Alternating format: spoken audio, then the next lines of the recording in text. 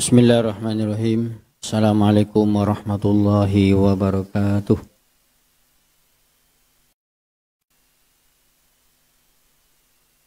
Innal hamdalillah nahmaduhu wa nasta'inuhu wa nastaghfiruh. Wa na'udzu billahi min shururi anfusina min sayyiati a'malina may yahdihillahu fala mudilla lahu wa may yudlil fala hadiya lahu. Asyhadu an la ilaha illallah wahdahu la syarika lahu wa asyhadu anna Muhammadan abduhu wa rasuluh. Ya ayyuhalladzina amanu taqullaha haqqa tuqatih wa la tamutunna illa wa antum muslimun. Amma ba'du fa inna asdaqal hadithi kitabullah khairul huda huda Muhammadin sallallahu alaihi wa ala alihi wasallam. Syarrul umuri muhdatsatuha fa inna kulla muhdatsatin bid'ah wa kulla bid'atin dhalalah wa kulla dhalalatin finnar.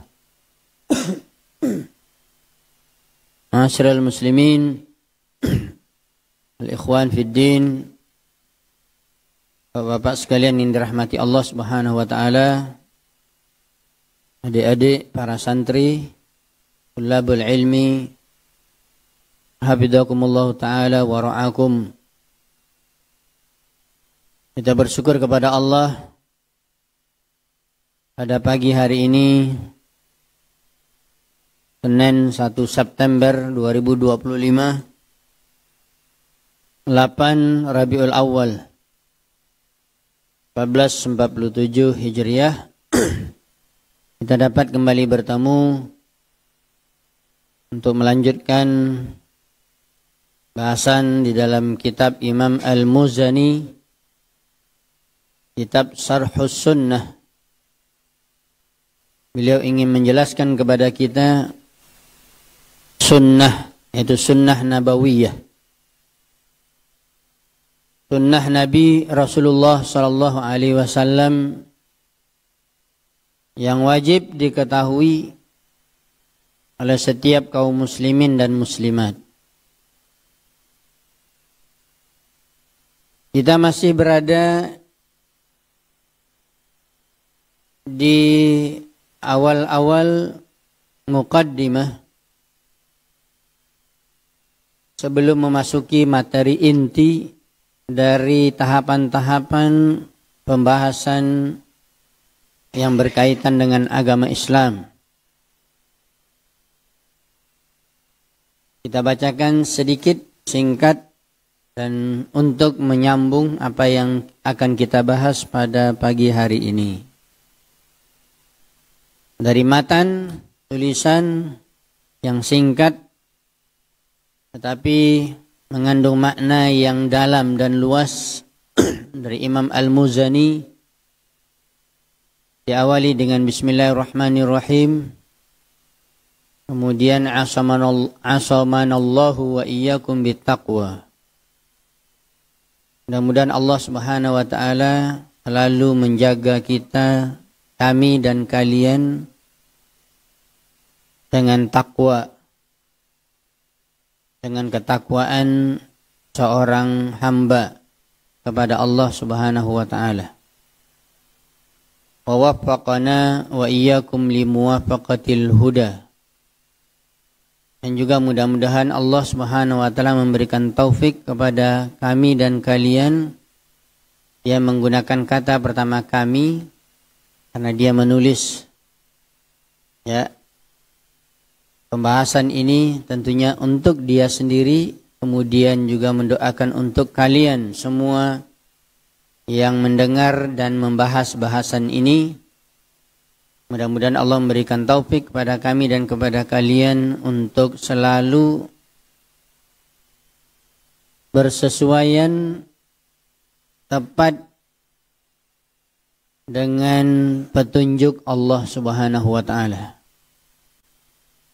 Bahasan kita terakhir dan para santri ketika itu libur, Yaitu berkaitan dengan definisi takwa. Kemudian terakhir kata Syekh Abdul Razak hafizahullah taala dalam mensarahkan matan ini, para ulama di antaranya Imam Ibnu Qayyim, muridnya Syekhul Islam Ibnu Taimiyah, begitu juga Imam Az-Zahabi juga termasuk murid Syekhul Islam Ibnu Taimiyah, yang merupakan dua ulama besar yang sangat banyak sekali karangan-karangan kitab mereka, yang mereka memuji definisi dari Talq Ibnu Habib rahimahullah ta'ala tentang takwa. Kemudian beliau melanjutkan hafizahullah ta'ala di dalam sarahnya, fataqwallahu azza wa jalla, maka takwa kepada Allah azza wa jalla, ini definisi yang secara umum kita dengar kalau kita tanya seorang apa itu takwa. Definisi yang lengkap adalah yang telah kita sampaikan di atas dari definisi Talq bin Habib. Adapun takwa adalah fi'lul ma'mur wa tarkul mahdzur. Secara kesimpulan juga bisa dikatakan takwa, bagaimana definisi sebelumnya, intinya dua. Melakukan perintah, meninggalkan larangan. Melakukan perintah, kalau disebutkan sebelumnya, ya, atas dasar dari ilmu ala nurim minallah. Silahkan melakukan perbuatan apa saja dari perintah, tetapi kita harus pastikan perintah itu betul-betul ada dari Allah di dalam Al-Quran, dan pasti juga ada dalam hadis atau sunnah Nabi. Bukan hanya memperkirakan, oh menurut saya itu ada, itu perintahnya ada. Di mana adanya Pak? Pokoknya ada. Ya, pokoknya itu masalahnya. Pokok kayu apa?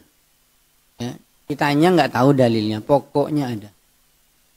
Ya, harus ada, harus tahu dari mana sumbernya. Ini kan sesuatu perbuatan yang akan dilakukan. Anda mau sholat, bagaimana cara sholat Anda? Fi'lul ma'mur. Mau puasa, fi'lul ma'mur. Mau haji, fi'lul ma'mur. Ya, mau melaksanakan puasa sunat, fi'lul ma'mur. Dan bagaimana caranya? Bahkan juga berjihad, fi'lul ma'mur. Subhanallah. Saya selalu mengatakan, dan kita mesti banyak berdoa kepada Allah. Terkhusus saya minta kepada para santri yang mudah-mudahan insya Allah antum berada di dalam ilmu, dalam menuntut ilmu, dan berada di dalam jihad fisabilillah. Karena menuntut ilmu termasuk jihad. Berikan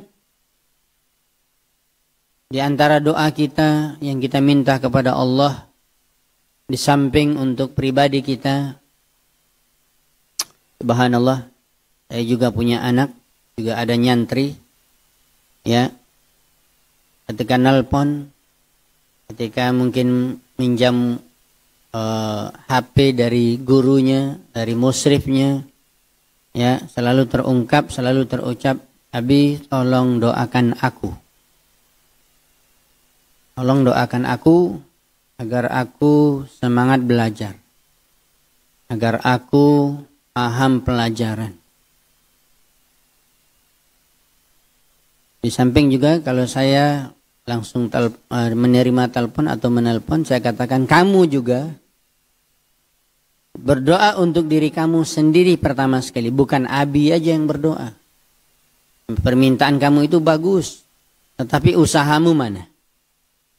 Ya, kalau kamu ingin berhasil, ingin paham, ingin diberikan oleh Allah ilmu, semangat belajar. Jangan malas. Tumbuhkan semangatmu di dalam belajar agama. Apalagi kamu masih muda. Jangan kita kalah dengan orang tua yang masih rajin menuntut ilmu, semangat. Bahkan juga menghafal. Maka jangan lupa mendoakan untuk diri kita masing-masing. Banyak problem yang bisa diselesaikan pasti, ini saya katakan pasti dengan cara berdoa. Banyak orang tidak bisa menyelesaikan karena dia sudah khawatir bahwa dia tidak berhasil. Dia lupa meminta kepada Allah Subhanahu wa ta'ala. Yang saya maksud adalah diantaranya mari selipkan doa kita, kita semua kaum muslimin dan muslimat untuk negeri kita yang tercinta ini. Negeri Indonesia yang merdeka pada tahun 1945 dengan perjuangan harta, darah, dan jiwa orang-orang yang mempertahankan negeri. Bahkan banyak di dalamnya adalah para ulama, orang-orang kaum muslimin. Nikmat kemerdekaan jangan dikotori dengan sesuatu perbuatan yang membuat negeri ini tidak aman. Untuk apa guna merdeka tapi tidak aman? Untuk apa guna kemerdekaan tetapi kekacauan terjadi di mana-mana? Tidak ada rasa aman. Mau keluar rumah takut, mau ini. Ini sudah ada peringatan. Saya mengatakan demi Allah, wahai kaum muslimin dan muslimah, jangan melakukan demo. Itu bukan dari Islam. Sesuatu yang bukan dari Islam, apalagi kita lakukan itu, kita ambil itu dari orang-orang di luar Islam, maka itu adalah namanya kamu melakukan sesuatu tidak ada perintah Allah. Itu bahkan bukan takwa. Sesuatu yang kita lakukan tidak ada dasarnya perintah dari Allah dan Rasulnya. Bahkan kalau itu masuk tarkul mahdzur, meninggalkan sesuatu yang dilarang oleh Allah, untuk kita menyelisihi pemimpin, untuk kita mencela, mencaci maki, memberontak, apalagi hadis-hadis Nabi SAW yang sangat banyak sekali. Maka hati-hati Anda telah keluar dari ketakwaan. Perbuatan Anda bahkan merusak. Lihat di mana-mana. Baru saja kejadiannya. Jakarta di mana sudah ada yang mati. Penyebabnya orang tidak sabar. Ya, padahal Nabi SAW mengatakan wa in daraba dhahrak wa akhadha malak, walaupun pemimpin itu memukul punggungmu, betul-betul dipukul kita. Betul-betul dia datang dengan pasukannya merampas harta kita, duit kita, rumah kita, kendaraan kita. Kata Nabi SAW, isbir, sabar kalian hatta talqauni fil haud. Tidak ada kata berhenti sabar sampai kalian bertemu denganku nanti di akhirat di tepi telaga surga. Di tepi telaga Kausar. Berarti apa? Sampai mati kita sabar. Lebih baik dan kita mati pun dalam keadaan seperti itu, tapi antum masuk ke dalam surga. Daripada kita menyelisih yang dilarang oleh Nabi. Nabi SAW mengatakan man faraqal jamaah. Ya. Di antara orang-orang yang akan mendapatkan dosa besar adalah orang-orang yang keluar dari jamaah kaum muslimin, yang menyelisihi, ya, yang penyebab mereka adalah penyebab terjadinya kekacauan. Farqal jamaah faqad mata maitatan jahiliyah. Bahkan Nabi SAW mengatakan orang yang mati ketika mengadakan sesuatu yang membuat keresahan, membuat kekacauan di negeri, mati dia. Mati jahiliyah. Ini Nabi yang mengatakan mati jahiliyah, mati baik, mati buruk, su'ul khatimah. Itu yang dicari oleh orang yang keluar itu. Semuanya sudah ada jalan keluar dari Allah Subhanahu wa taala dan Rasulnya. Ya ayyuhalladzina amanu atiullaha wa atiur rasul wa ulil amri minkum. Sudah ada jalan keluar dari hadis Nabi SAW. Kamu kemanakan kitabullah? Kamu mengatakan kamu Islam? Kamu kemanakan sunnah Nabi SAW? Mengaku pengikut Nabi. Bertakwa kepada Allah, wahai kaum muslimin. Bertakwa, ini darah kaum muslimin. Darah manusia yang akan dikorbankan. Bukan main-main. Perkara yang kecil saja kita mesti bertakwa. Apalagi ini urusan besar.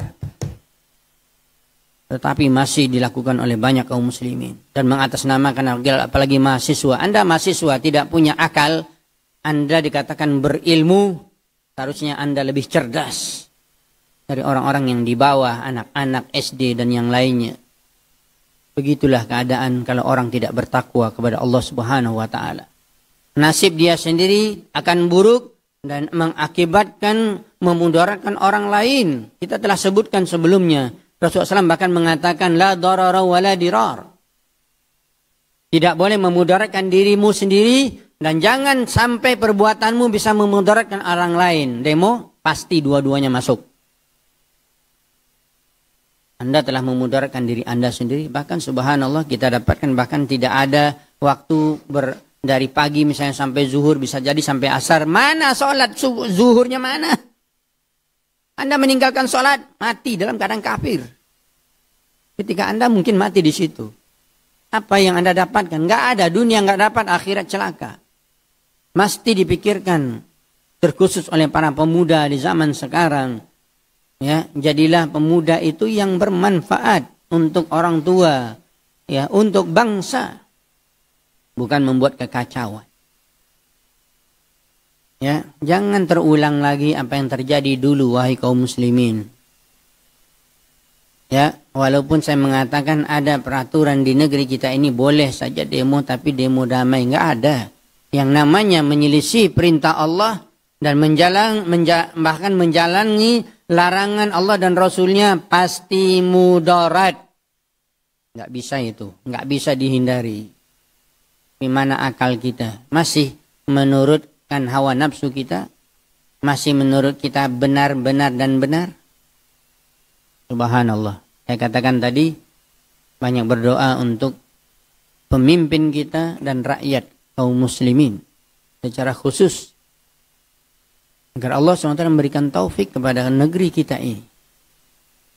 Saya secara terus terang mengatakan bukan hanya di negeri kita, tetapi sudah ada terjadi di negeri-negeri Arab.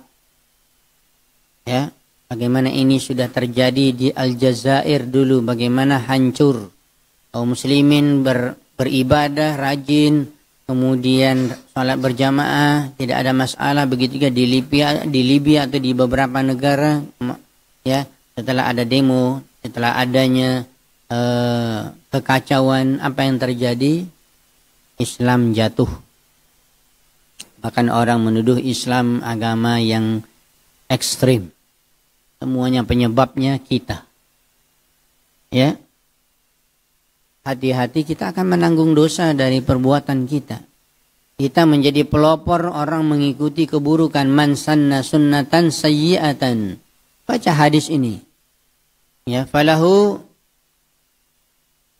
wizruha wa wizru man amila biha la yanqusu min auzarim syai'a. Pelopor pertama dari orang yang melakukan demo ini, dia akan menanggung dosa semua sepanjang zaman ketika ada dilakukan perbuatan ini, ditanggung dosanya oleh dia. Nah, ini adalah pelopor dosa. Mana akal kita wahai kaum muslimin? Berpikir katanya cerdas, mahasiswa cerdas, orang-orang yang berpikir cerdas. Tetapi kita telah mencelakai diri kita dan orang lain. Ya. Kenapa saya singgung ini? Nah, katanya hari ini juga akan terjadi di Pekanbaru. Ya, katanya jangan lewat di jalan ini karena di situ nanti akan ada demo besar-besaran. Subhanallah. Kita telah menghilangkan keamanan di tengah kaum muslimin. Bahkan orang lewat pun dengan motor, mobil nggak bisa. Itu apa namanya? celaka. Anda yang membuat tidak aman. Ya, bahkan para pemimpin pun nggak bisa bekerja jadinya. Bahkan banyak yang mengatakan jangan masuk kantor, bahaya. Penyebab Anda berarti yang melakukan ini semua terhenti kegiatan kebaikan, kegiatan untuk menyejahterakan dan membuat aman negeri. Berpikirlah wahai orang-orang yang berakal, berpikirlah. Kembali kita mengatakan fi'lul ma'mur wa tarkul mahdzur. Takwa kepada Allah, melakukan perintah dan meninggalkan larangan. Semuanya harus dengan perintah dari Allah dan Rasulnya. Dan kita ingin meninggalkan sesuatu, betul itu larangan dari Allah dan Rasulnya, bukan larangan dari saya. Bukan perintah dari saya. Mari kita ngumpul rame-rame ya, kita serbu gedung itu. Ini perintah siapa? Bukan perintah Allah dan Rasulnya. Kenapa diikuti? Ini bukan takwa. Setelah kita ingatkan tadi, bagaimana kalau Anda mati di situ? Anda mati bukan bertakwa. Iyadzubillah. Ya, banyak orang yang takut mati dalam keadaan buruk, su'ul khatimah, tetapi mereka menjalankan sesuatu yang mesti mereka mati su'ul khatimah. Waliyadzubillah. Maka menuntut ilmu, belajar agama, itu solusinya. Belajar Al-Quran dan Sunnah, dalami. Ya, dan kita akan tahu apa yang akan kita lakukan, kita amalkan, dan apa yang mesti dan wajib kita tinggalkan. Jelas itu namanya ala nurin minallah. Atas cahaya dari Allah Subhanahu wa taala, bukan cahaya lampu yang terang yang ada di manapun, di rumah, ya, di masjid atau dimanapun, bukan cahaya itu, cahaya ilmu. Ala nurin wa ilmin. Ya, liya'rifal 'abdu may yattaqi. Kata Syekh Abdul Razak hafizahullah taala, agar seorang hamba mengetahui apa yang harus dia lakukan dalam takwa kepada Allah, dalam menjalankan perintah, dalam meninggalkan larangan. Dia tahu karena dia atas dasar ala an-nurin wa ilmin, atas dasar di atas cahaya dan ilmu atau cahaya ilmu. Baca firman Allah Subhanahu wa taala dalam surat Asy-Syura ayat 52. Kama qala ta'ala wa kadzalika auhayna ilaika ruham min amrina ma kunta tadri mal kitabu walal iman walakin ja'alnahu nuran nahdi bihi man nasha'u min ibadina. Di sini Allah Subhanahu wa taala sangat jelas.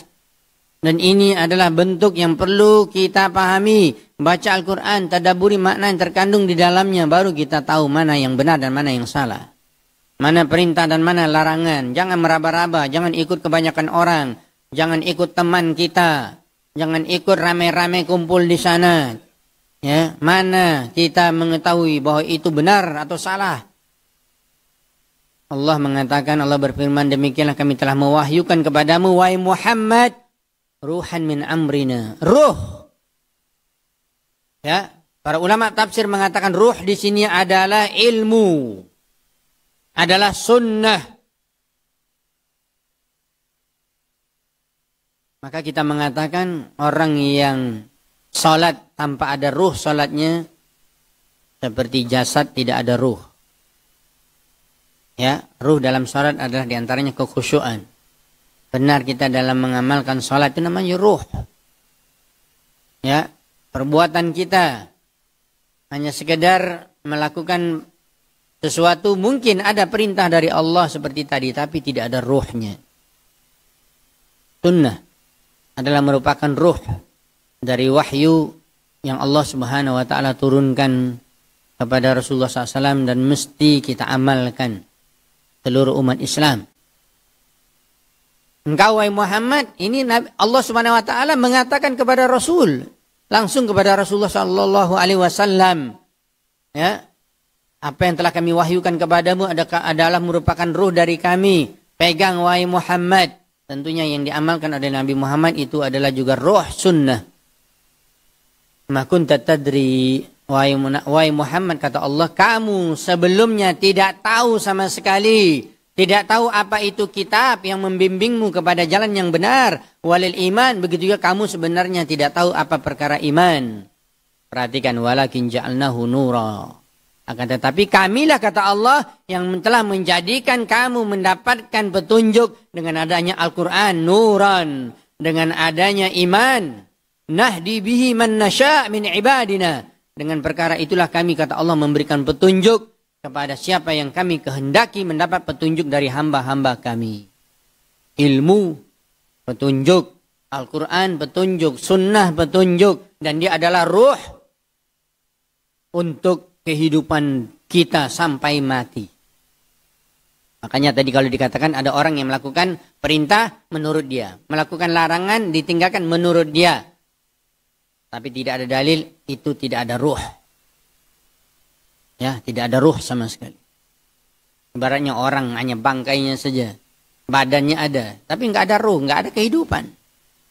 Ya, maka kehidupan hati kita ada di dalam Al-Quran dan Sunnah.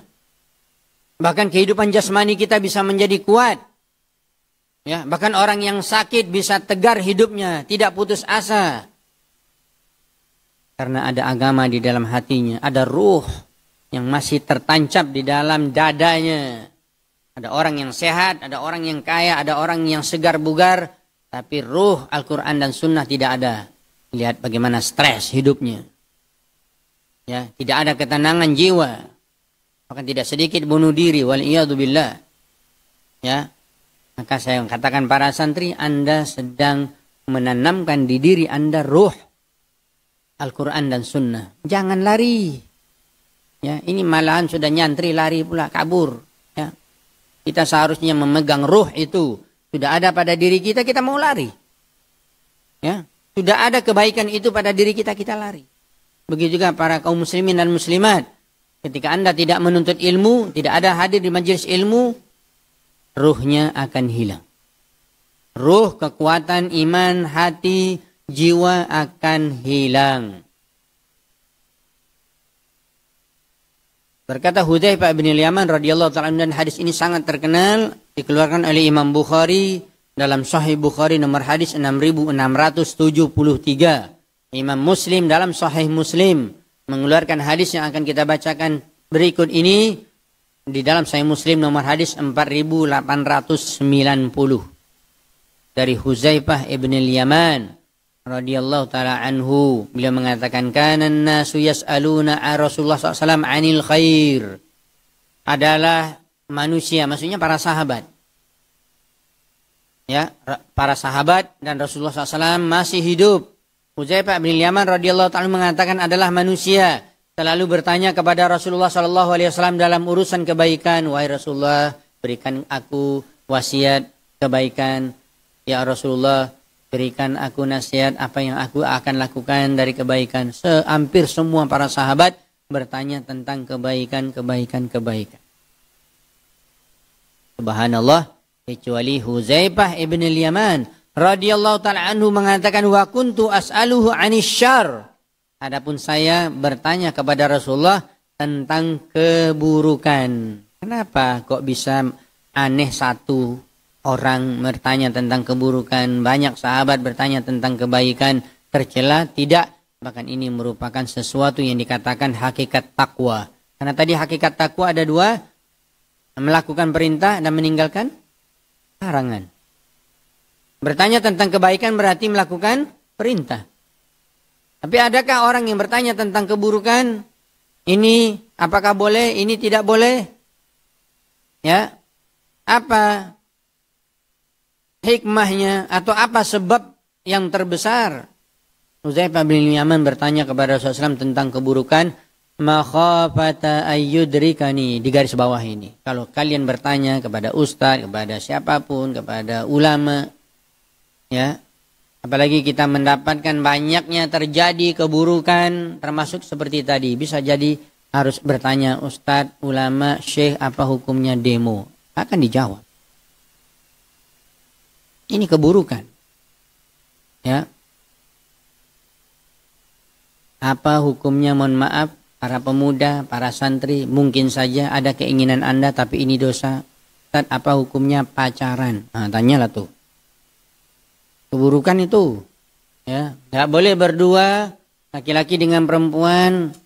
Tidak ada orang lain kecuali yang ketiga, syaitan. Mulai ngomong, mulai ini, mulai megang, semuanya dosa. Goncengan, mau dibawa kemana anak orang? Ya. Ya, mau bawa ke PLTA, jauh tuh. Dosa. Banyak perbuatan dosa sekarang, keburukan. Ya, jangan dianggap itu biasa, itu keburukan. Dan Hudzaifah bin Yaman bertanya kepada Rasulullah tentang keburukan. Alasannya ini dia yang saya katakan, garis bawahi, catat ini, makhafata ayyudrikani, khawatir takut akan menimpaku keburukan tersebut. Jadi ditanya keburukan itu agar tidak tertimpa keburukan. Ya, apa hukumnya? Ya, seorang yang pergi ke kuburan wali-wali, ngalap berkah, doa di sana, baca Quran. Saya jawab, nggak boleh. Itu berbahaya. Itu bisa jatuh kepada perbuatan syirik. Maka dia tahu bahwa ini berbahaya. Itu dikatakan makhafata ayyudrikani. Saya takut saya akan masuk ke dalam itu. Akan menimpa saya. Maka dia lari. Dia jauhi perbuatan dosa syirik. Ya, seperti tadi juga. Dia lari dari perbuatan yang dia berdua-duaan dengan wanita yang bukan mahram. Makhafata ayyudrikani. Dia khawatir, Ustadz, apakah boleh? Ya, setelah bapak saya meninggal misalnya, ya, kami ada acara-acara khusus mengundang orang sekampung hadir makan, ya, baca ini baca itu. Kata Syekh nggak boleh karena tidak ada sunnah dari Nabi. Dan ini juga, ya, membuat tuan rumah ahlil bait semakin menderita. Sudah dia keluarganya, bapaknya meninggal, ibunya meninggal, anaknya meninggal. Kita rame-rame pergi makan di situ. Habis duitnya seperti ngundang orang pesta walimah 10 juta, 20 juta. Mau diundang orang sekampung. Menderita dia. Semakin berat bebannya. Dihindari sesuatu yang kita berada di dalam keburukan. Bertanyalah, makhafata ayyudrikani. Ini luar biasa Hudzaifah bin Yaman radhiyallahu ta'ala anhu. Dan itulah dikatakan hakikat takwa. Sisi yang kedua yaitu apa? Seorang meninggalkan larangan Allah dan Rasulnya. Jangan dilakukan. Jangan dilakukan. Kita khawatir kita akan masuk larangan tersebut. Ternyata banyak sudah kaum muslimin yang masuk larangan. Ada yang melakukan kesyirikan telah kita sebutkan tadi. Dianggapnya dia tidak melakukan apa-apa. Ada dosa paling besar. Ya. Maaf saya mengatakan. Di bulan Muharram. Ya. Adanya tabui. Itu apa namanya tuh? Itu persembahan kepada penghuni lautan. Kalau di Jawa Barat dikatakan penghuni, ya, ratu pantai selatan, penghuni laut. Dihanyutkan berbagai macam makanan. Ya. Kalau di berbagai negeri lagi ada istilahnya sapi putih, ya, yang ada acara khusus, kasih makan segala macam, dianggap Tuhan, waliyadzubillah. Ya, di mana rasa takut kita kepada perkara-perkara yang berbahaya? Bukankah itu adalah merupakan hal-hal yang membinasakan? Iya, Nabi SAW bersabda, mungkin kalian para santri belajar. Kata Nabi SAW, ijtanibu as-sab'al mubiqat. Apa artinya? Kata Nabi, hindari, jauhi 7 perkara yang membinasakan. Kata Nabi membinasakan yang pertama sekali ada asyirku billah. Ini paling besar, bisa membinasakan harta kita, agama kita, hati kita, bahkan akhirat kita. Ketika seorang melakukan syirik pada Allah Subhanahu wa ta'ala. Masih dilakukan oleh kaum muslimin, masih banyak. Ya. Ini bahaya, ini keburukan. Begitu juga melakukan suatu amalan tidak ada sunnah dari Nabi. Dikatakan amalan bid'ah. Ini keburukan, iya. Jangan lakukan wahai kaum muslimin. Anda akan masuk dalam keburukan. Beramal sesuai dengan sunnah.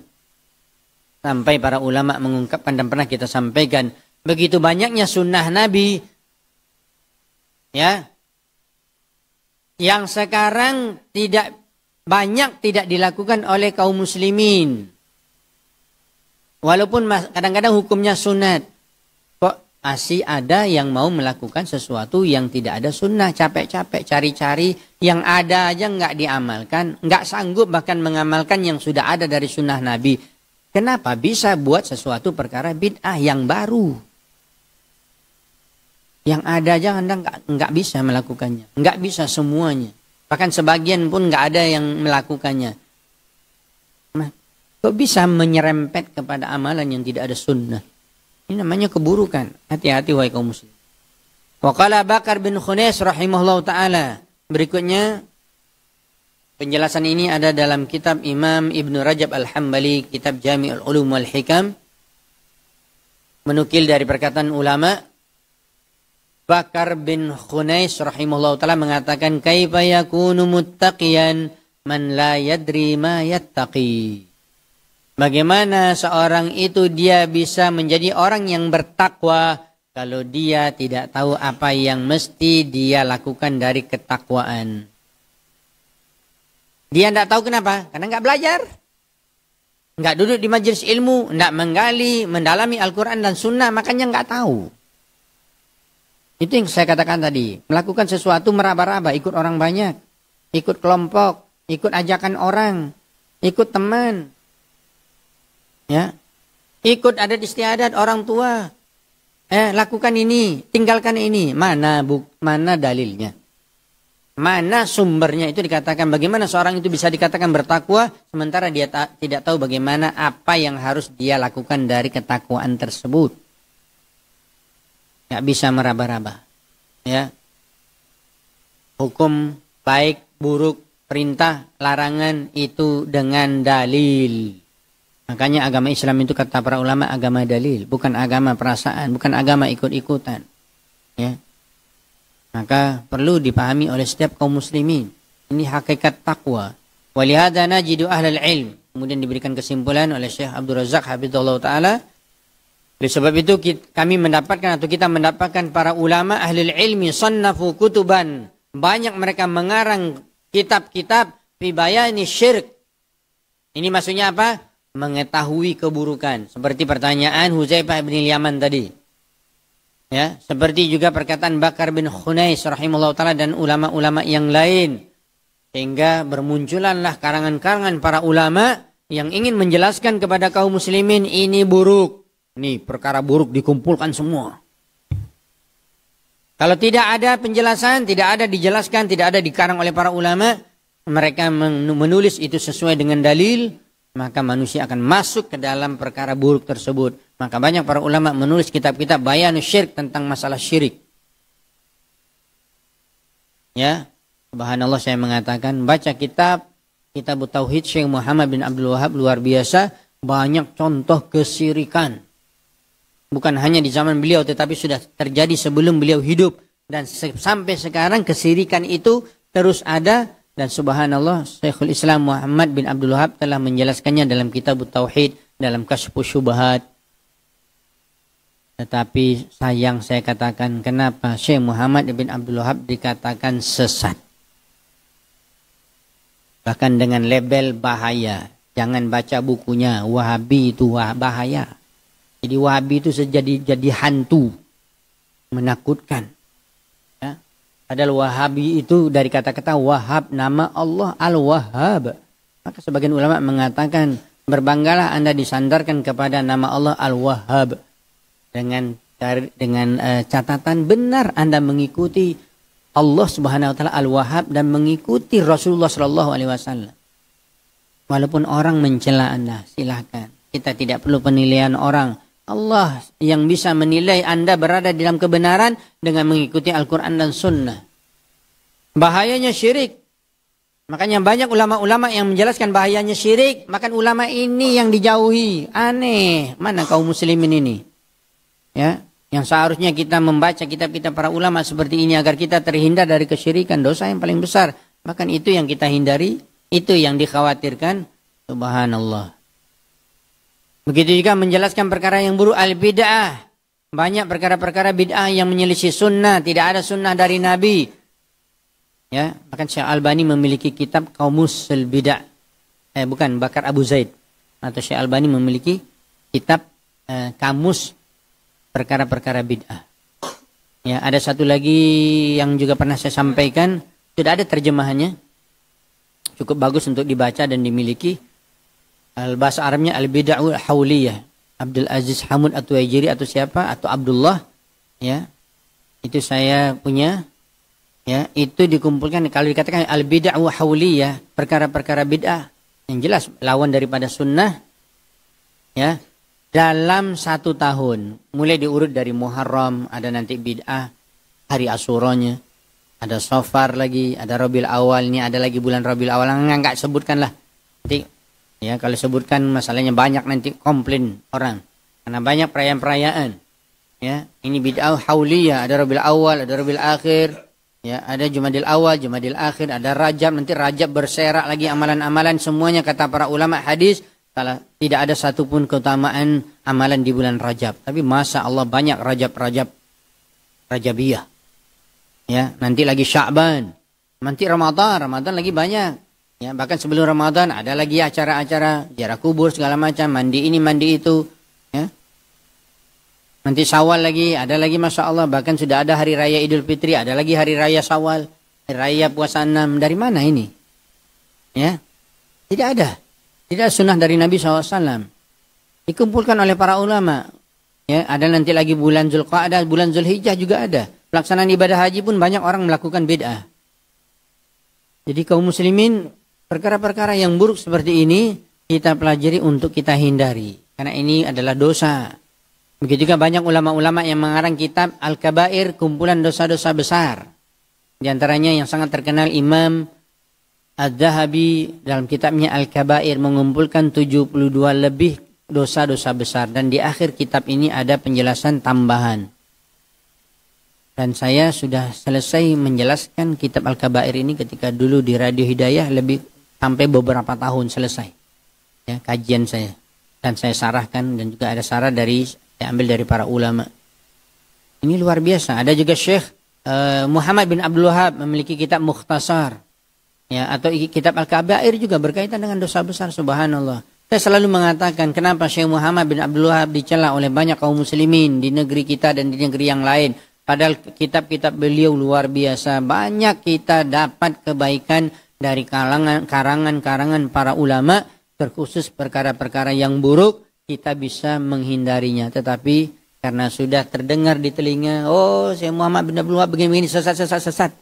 Wahabi itu, jangan. Oh itu Salafi Wahabi segala macam. Akhirnya tidak ada buku yang dibaca lagi, sudah dijelaskan ini bahaya, kita hindari, akhirnya kita masuk ke dalam bahaya. Karena kita nggak mau baca kitab para ulama. Ya, bahkan kita terjerumus kepada perkara-perkara dosa. Semuanya untuk kita pelajari. Liyata'allamuha al-abdu, semuanya kita hamba Allah ingin mempelajarinya, ifayajtanibuha, dengan sebab yang besar, yaitu agar semua hamba Allah menghindarinya dan menjauhinya, ya, dan memperingatkan diri darinya. Sebagaimana sangat terkenal perkataan ulama, araftu syarra la li syarri walakin li tawaqqih, wa man lam ya'rif syarra minal khairi yaqa'u fi. Bisa pinjam pulpen sebentar. Ini ada cetakannya salah. Bukan minan nas, tetapi minas syarri. Biasa ya kalau namanya cetakan itu. Tidak ada kesalahan, yang tidak ada salah itu Al-Quran.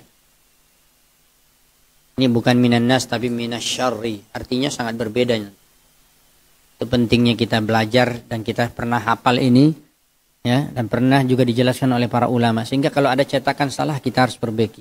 Araftu syarra la li syarri walakin ditawaqqi. Saya mengetahui keburukan tadi, kita tahu semua jenis kesyirikan, semua perkara-perkara bid'ah, dosa-dosa besar. Wajib kita tahu. La li syarri bukan karena ingin penasaran atau ingin masuk ke dalam keburukan tersebut, dosa tersebut, tidak. Walakin ditawaqqi, akan tetapi untuk membentengi kita dari perkara yang buruk tersebut. Karena kita tahu ini nggak boleh. Berarti kita jauhi diri kita. Iya, itu maksudnya. Wa man lam ya'rifu syarra minal khair. Salah lagi sebentar. Bukan syarr tapi khair. Barang siapa yang mengetahui perkara buruk, barang siapa yang tidak mengetahui perkara buruk dari kebaikan, maksudnya apa? Dia tahu hanya yang baik, tapi buruk nggak tahu. Ya, qaufi, akan dikhawatirkan dia terjatuh ke dalam keburukan. Masya Allah, sholat tahu, wajib, sunat, semuanya amalan sunat tahu, puasa sunat tahu. Tapi bid'ah nggak tahu, syirik nggak tahu, terjerumus masuk ke dalamnya. Ya, Masya Allah, ya, amalannya baik, banyak berinfak segala macam. ternyata dosa besar itu banyak, nggak belajar dia jatuh dia kepada dosa besar. Itu makanya kita harus mengetahuinya. Ya, tetap kita harus belajar. Masih berada di sekitar ini dan waktu kita terbatas. Ternyata belum nyampe juga kepada ya wa waffaqana wa iyyakum limuwafaqatil huda. Ya, karena kalau kita sarah kita akan melanjutkan penjelasan ini mungkin agak panjang. Demikianlah dapat kita sampaikan, mudah-mudahan bermanfaat dari yang kita sampaikan pada pertemuan pagi hari ini. Mudah-mudahan Allah SWT memberikan ilmu yang bermanfaat. Allahumma inna nas'aluka ilman nafi'an, rizqan thayyiban wa amalan mutaqabbalan. Ingat apa yang Ustaz sampaikan sebelum kalian libur? Apa kira-kira? Tunjuk siapa yang hafal doanya. Enggak perlu Ustaz tanyakan apa doanya Ustaz. Ingat aja lah, apa doanya. Siapa yang hafal, tunjuk tangan. Nah, coba. Itu aja berdiri, baca.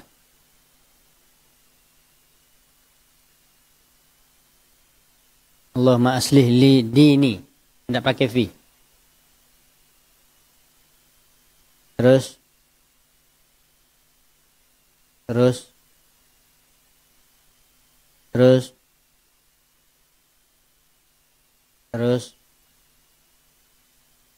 Ahsanta. Kamu sebelahnya tadi nunjuk.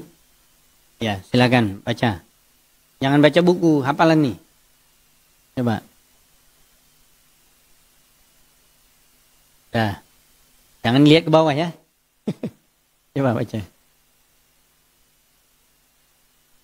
Nah, wa ismatu amri. Untuk saya dulu. Jangan amrina. Amrina urusan kami. Amri. Ya. Ya. Allahumma ja'alil hayat. Kehidupan. Allahumma ja'al hayati ziyadatan. Li. Fi kulli. Khair. Wal mauta. Ahsanta. Siapa lagi? Silakan. Cepat. Kita udah mau ini, kalian mau masuk lagi nih. Ya, silakan.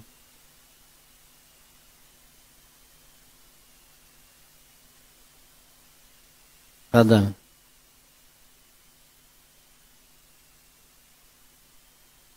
Naam. Ja'alil hayata. Ya. Ja'alil mauta rahatan li. 3. Ada lagi? Silakan. Allah banyak nih. Ini sebentar. Kita tutup dulu kajiannya ya. Sebab Bapak ada yang mau ada keperluan yang lain, insyaallah kita cukupkan kajian kita pada pagi hari ini. Subhanakallahumma bihamdika asyhadu an la ilaha illa anta astaghfiruka wa atubu ilaik. Assalamualaikum warahmatullahi wabarakatuh. Mudah-mudahan sudah selesai nih acara live-nya, kajiannya.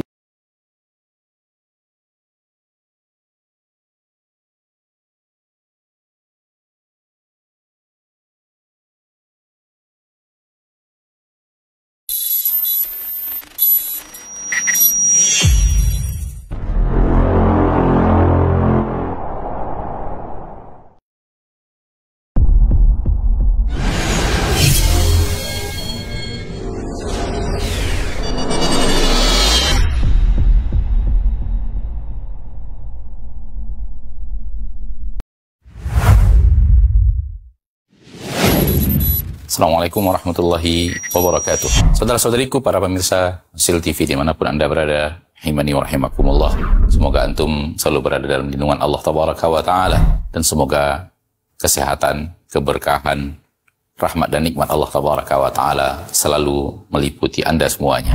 Ma'asyiral muslimin, ma'asyiral muslimat, dakwah merupakan sebuah tugas bersama dari umat Nabi kita tercinta Muhammad sallallahu alaihi wasallam. Allah tabaraka wa taala menyuruh kita untuk meninggikan agama Allah tabaraka wa taala dengan kemampuan yang kita miliki. Yang mampu dengan ilmunya, berdakwah dengan ilmunya. Yang mampu dengan tenaganya, berdakwah dengan tenaganya. Yang mampu menyumbangkan waktunya. Demikian juga yang mampu dengan hartanya, maka berdakwah dengan harta itu. Saudara-saudariku para pemirsa Asil TV dimanapun Anda berada, pada kesempatan yang berbahagia ini, saya mengajak Anda, pemirsa Asil TV dimanapun berada, para pencinta Asil TV dimanapun berada, untuk meringankan beban operasional yang dibutuhkan oleh Asil TV di dalam mengemban suara dakwah yang agung ini. Mari infakkan sebahagian daripada yang Allah Tabaraka wa Ta'ala mudahkan kepada kita, dari apa yang Allah rezekikan kepada kita.